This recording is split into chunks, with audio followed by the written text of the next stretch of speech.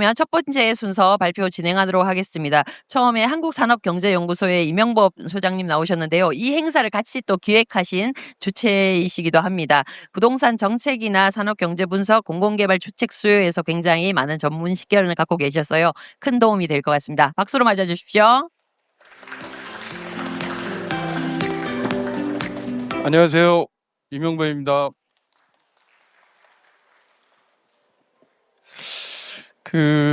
이번에는 저희 프롭테크하고 디벨로퍼 협회가 공동 주최하긴 하는데 저희 디벨로퍼 글자가 뒤에 있어서 조금 아쉽습니다. 가을에는 저희랑 앞자리에 서서 한 번 더 저희 교육위에서 준비하도록 하겠습니다. 일부 이재명 정부의 1주년 정책 많이 들으셨나요? 네. 거기 제가 아까 잠깐 슬라이드에 보니까 앞으로 주택 공급 정책이 매입형 신속주택을 확대하겠다는 글자가 제 눈에 딱 들어오더라고요. 사실 우리 프롭텍하고 만나서 무슨 주제를 할까 고민하다가 그나마 시장에서 작동되는 거는 이 상품밖에 없는 것 같아서 이거를 조금 한번 변화를 줘보면 어떨까, 그런 의미에서 오늘 발표 준비를 좀 하게 됐습니다. 우선 지금 시장에 대해서 제가 한번 쭉 살펴보니까 여러분 지금 시장은 어떻게 느끼고 계세요? 아마도 오늘 오신 이 자리에 앉아 계신 분들은 두 가지 유형의 성격을 갖고 있다고 저는 생각을 합니다. 첫 번째는 거리 조정에 약간 실패한 마라토너? 이런 약간 생각이 좀 났고요. 두 번째는 만기 전역을 앞둔 병장님들이 오시지 않았을까, 그런 생각을 좀 가져봅니다. 그렇듯이 지금 이 시작은 되게 과도기적인 시작이라고 생각합니다. 그런 의미에서 오늘 약간의 이 시장에서 작동되고 있는 LH가 매입 약정을 해줌으로써 쉽게 무혈 입성할 수 있다는 이 사업이 과연 진정성이 있나, 혹은 앞으로 어떻게 변해가야 되는지 이 부분에 대해서 오늘 제가 발표를 할 텐데, 참고적으로 제가 이 주제를 오늘 선택하게 된 계기는 제가 마침 올해 1월 8일부터 이 연구소에 소장으로 취임을 했는데 마침 저희 연구소에서 공사비 원가 검증을 좀 하고 있습니다. 그래서 이 승인권자 입장에서 바라보는 이 상품하고 혹은 공급자 입장에서 바라보는 어떤 시장의 니즈가 조금 맞지 않는 것 같아서 그런 의미에서 대안을 한번 제시해 드리고자 제가 오늘 이 주제를 선택을 했습니다. 다만 이게 지금 시간 제약이 저한테 주어진 게 딱 15분을 말씀하셔서 되게 아쉽습니다. 제가 슬라이드가 50컷이라서 아마 큰 얘기는 못할 것 같고요. 그냥 제목 위주 정도만 읽어야 되지 않을까 싶습니다. 다만 이 변곡점을 어떻게 바라볼 거냐, 이 점에 대해서는 조금 다르게 인식을 해야 될 것 같은데요. 그동안 20개월 동안의 이 제도는 매입 가격 산정 방식을 감정평가형에서 공사연동제로 바꿨습니다. 그럼에도 불구하고 공사연동제가 불과 1년 만에 작년 12월에 대통령의 한마디에 의해서 다시 감정평가형으로 바뀌었습니다. 이 제도가 올해 4월부터 시행이 됐기 때문에 과연 이 물량을 얼마만큼 시장에 공급될 수 있는가가 사실 퀘스천입니다. 이 부분에 대해서 아마 시장에서 바라보고 있는 것 같고요. 두 번째는 이 LH 매입형 임대주택이 지금 현재 임대 손실이 2조 7천억입니다. LH가. 이 부채를 감당하면서 지속적으로 얼마만큼 동력을 갈 거냐. 정부가 이야기하는 3만 8천 호에서 엊그제 보도자료에 보니까 9만 호를 또 공급하겠다고 또 보도자료가 나왔더라고요. 과연 지금의 LH 재무구조로 가능한 이야기인가? 아마도 조금 부정적이지 않을까, 그런 의미에서 오늘 제가 몇 가지 대안을 드릴 건데 그게 새로운 어떤 대안책이 될 거고, 아마 어쩌면 이 대안책을 가지고 우리 프롭텍 회원들과 저희 디벨로퍼가 조인할 수 있는 방법 찾아보면 어떨까, 그런 의미에서 했습니다. 우선 시간이 많지 않아서 최근에 그 언론 보도자료에 나온 정부 정책 1주년 아마 전타임에서도 아마 설명 들으신 것 같은데요. 제일 많이 나오는 키워드 한 10개 정도 앞에 보이는 것 같고요. 아시는 대로 한 7개 정책축으로 가는 것 같습니다. 그중에서 제일 눈에 띄는 것은 투기라는 단어가 제일 많이 나오고 있는 것 같고요. 집값, 안정화, 주택, 이 부분이 이재명 정부에서 제일 1년 동안 많이 한 발언 빈도수로 느껴집니다. 아마도 우리가 빨간 글씨, 크게 큰 글씨가 눈에 많이 띄는 것 같고요. 두 번째, 언론 보도 자료들에 최근에 1개월 동안 급속하게 많이 쏟아내고 있는 언론 보도 자료를 제가 한번 딱 보니까 크게 눈에 가는 클럽 글자가 띄더라고요. 주택을 닥치고 지어야 한다. 왠지 다급하다라는 느낌이 살짝 들더라고요. 두 번째는 가든파이브 같은 경우 상가 호텔을 교외로 변신시키겠다. 우리 디벨로퍼 협회에서도 비주거용 상품에 대해서 연일 노력하고 있는데 이게 이제 가시적으로 이제 나타나고 있다라는 조금 생각이 들고 있고요. 세 번째는 이 임대를 누가 살 거냐. 미래 수요에 대해서 이야기들이 많이 나오고 있는 것 같습니다. 그렇다면 과거 수도권에 16,000호를 언제까지 공급할 거냐 이런 문제들도 되게 대두되고 있는 것 같고요. 그러면서 공급기관인 LH 과연 8개월째 수장이 없는 상태에서 선장이 없는데 과연 누가 이걸 끌고 갈 거냐.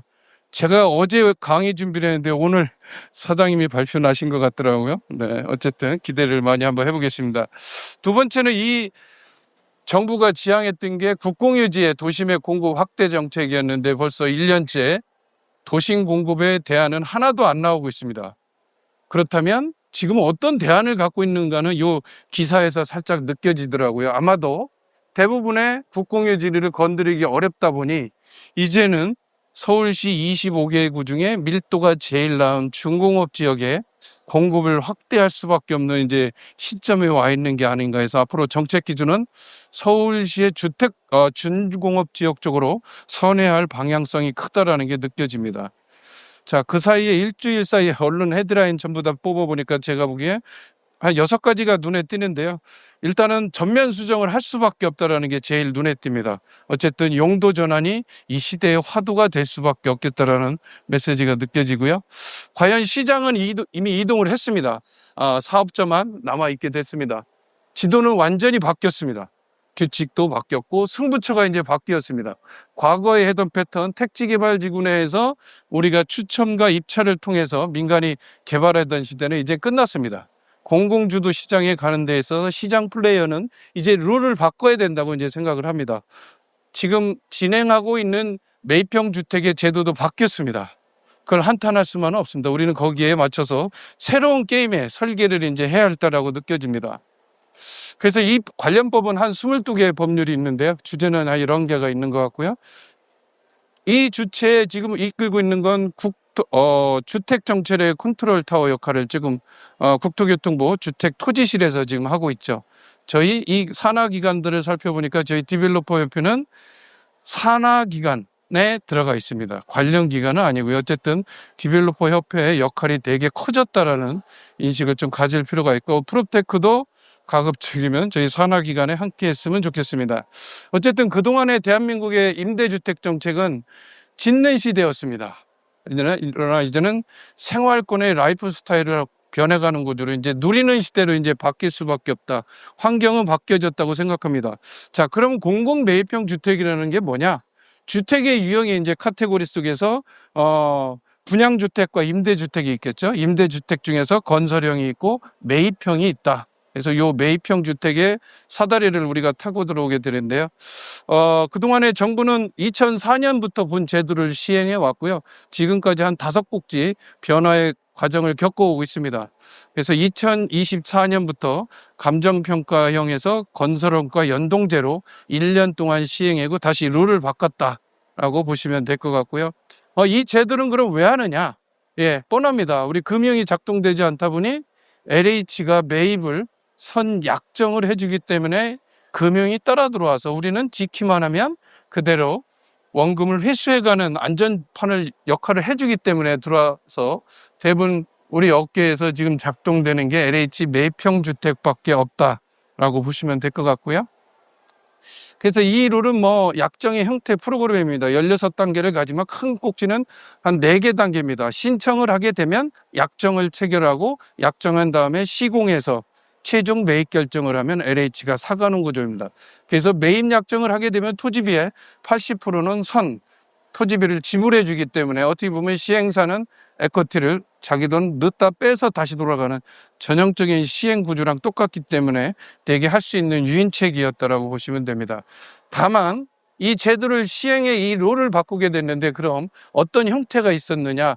24년 이전까지만 해도 감정평가형으로서는 1년에 3,000가구도 매입 못하던 것을 건설원가 연동제로 바꾸면서 급격하게 15,000세대로 늘어났습니다. 그리고 또 올해부터는 늘어나는 세대 수를 보고 5만 가구를 공급하겠다고 지금 바꿔놓은 어떤 목표치를 갖고 있는 상황입니다.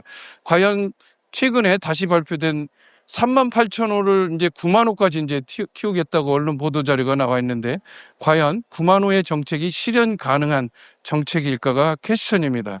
두 번째는 일시적으로 공공이익을 샀을 때 과연 이건 소화를 해낼 수 있겠는가도 두 번째 퀘스천으로 느껴집니다. 그래서 제가 보기에 전월세 시장의 불안, 생태계가 앞으로 어떻게 갈 거냐 되게 딜레마일 것 같고요.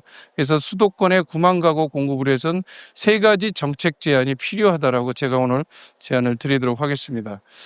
그 일환에는 또 하나 이 사업을 주관하고 있는 LH의 재무 구조가 제일 이 사업의 성패가 되지 않을까. 그래서 자본의 유동성을 어떻게 LH도 극복하냐가 이 해결책의 대안이 되지 않을까 생각을 합니다. 자, 그동안에 20개월 동안에 두 번의 방식이 바뀌었는데요. 지속적으로 또 바뀔 수 있다고 불안한 감을 갖고 있습니다. 그래서 최근에 매입 신청자가 민간들이 약간 여기서 빠지고 있는 상황입니다. 왜냐하면 또 바뀔 수 있다라고 생각을 하기 때문에 그렇습니다. 두 번째는 예측 가능성이 없기 때문에 그렇습니다. 그래서 전형적으로 빠져나가는 구조가 되고 있는 것 같고요. 어쨌든 지금까지는 감정평가형에서 건설원가 연동으로 바뀌었다. 다시 감정평가로 갔다. 왜 자꾸 좌우를 옮길 수밖에 없겠는가?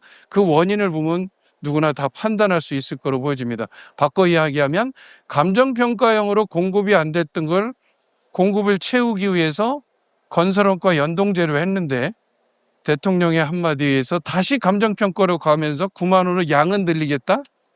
약간 어불성설처럼 들립니다. 그래서 아마도 그 결과는 올해 한 6개월간 시행해보면 어떤 판단을 해야 될지 아마 나타나서 하반기에는 이 제도에 근본적으로 재검토를 해야 되지 않을까 그런 생각이 듭니다. 그러니까 최근에 급성장한 양의 우상향으로 올라가게 한 그래프의 전제 조건은 건설원가 연동을 통해서 투입된 공사비. 이 제도는 그럼 왜 했는가? 임대주택은 서민만 사는 것이 아니고 양질의 임대주택을 공급하겠다는 취지에서 적정한 공사비는 인정을 해준다고 해서 시행을 했는데 최근에는 다시 고가 매입에 LH가 놀아났다는 한마디에 의해서 다시 건설원가 연동제가 감정평가 방식으로 바뀌었다는 겁니다. 그러면 가격은 뻔합니다. 스펙을 떨어뜨릴 수밖에 없을 겁니다. 근데 스펙은 정해져 있습니다. 원가는 올라가는 구조인데 가격은 다시 내려온다면 수급은 맞추기가 어려울 거는 누구나 예측 가능하다고 판단을 합니다. 따라서 최근에 한 4가지 시사점을 보면 대규모 검증에 이제 발주들이 지금에 많이 일어나고 있거든요. 목표가 생겼기 때문에 실행은 합니다. 실행은 하지만 목표 도달은 어려워지고 있는 게 최근의 현상이라고 보여집니다. 그동안에 이 매입형 주택은 제가 현장에서 보니까 한 309건 지금 실행됐고요. 밖에서 뭐 신청자는 한 2만 명 됩니다. 2만 명 중에서 실제 심의를 통과한 건 309건에 불과합니다. 그것도 보면 수도권에 4개가 지금 있는데 경기 남부, 서울, 경기 북부, 인천이 있는데 대부분은 경기 남부 축에 다 몰려 있다. 왜냐하면 이 표준지를 끌고 오면 최근에 주택이 많이 공급된 유사 사례를 갖고 끌고 오기 때문에 남부에 다 쏠릴 수밖에 없다. 그래서 이 패턴은 지속적으로 남부에 계속 갈 수밖에 없다는 양상이 보여지고요. 하여간 최근에 이제 4월 달부터 이제 패턴을 다시 감정평가형으로 바뀌었기 때문에 여기 한 5개월 정도 해보면 이 판가름이 다시 날 것으로 판단합니다. 하여간 공공돈 11조 손해보고 있고요. 하여간 1분밖에 제가 시간이 안 남아서 하는데 하여간 제가 크게 보면 시장의 교환 가치 여러 가지 봅니다. 하여간 LH 재무구조가 제일 걱정되는 상황이고요. 따라서 저희는 감정평가형은 특화형으로 이제 패턴을 바꿔가야 된다. 올해부터 새롭게 시작한 특화형입니다. 아마도 그래서 오늘 우리 프롭텍과 연관되는 건 허브의 거점화 전략입니다. 그래서 제가 4가지를 조금 제안을 드리는데 점이 이제 면으로 돼서 원가를 떨어뜨리지 않으면 기존에 50세대, 100세대의 구조로서는 토지가도 못 맞추고 공사비도 맞추기 어렵습니다. 그게 도시 재생의 허브 역할을 하는 군집행의 형태대로 바뀌어져야 된다. 그렇다면 두 가지를 다 떨어뜨릴 수 있다는 구조고요. 두 번째는 한 주체가 분양으로 일반형으로 해결하기는 어렵습니다. 다자간의 주체가 분양 초기에 가격을 낮추고 후속적으로 지속적으로 운영하면서 수익을 분담시켜서 적정의 밸런스를 낮추는 운영형 구조로 바뀌어야 된다.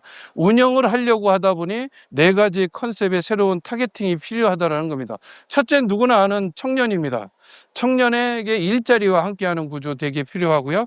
두 번째는 인구 구조입니다. 고령화에 맞춘 새로운 운영 구조가 같이 매칭이 돼야 된다는 거고요. 세 번째는 점으로서는 해결이 어렵습니다. 면으로 풀어야 됩니다. 면으로 풀기 위해서는 거리가 되게 중요합니다. 가로 환경을 통해서 인구 유입 정책에 함께 가야 된다는 포인트가 있고요. 네 번째는 일정한 수율을 갖고 가되 24시간 작동할 수 있어야 된다는 겁니다.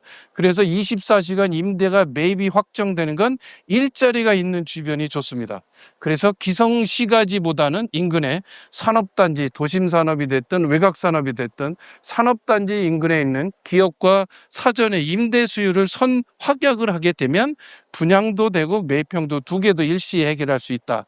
그래서 이 네 가지 솔루션을 어떻게 장착을 하냐에 따라서 LH 매입형 주택은 그동안 감정평가형에서 다시 건설업과 연동돼서 선회한 이 제도의 판을 다시 한번 바꿀 수 있는 네 개의 대안책이 되지 않을까 생각합니다. 따라서 제가 그동안에 저희는 이제 공간을 이제 만든다고 하고 그냥 일시적으로 밀어내는 양이었다면 이제는 소비자가 삶을 즐기는 공간으로 바뀌어져야 된다.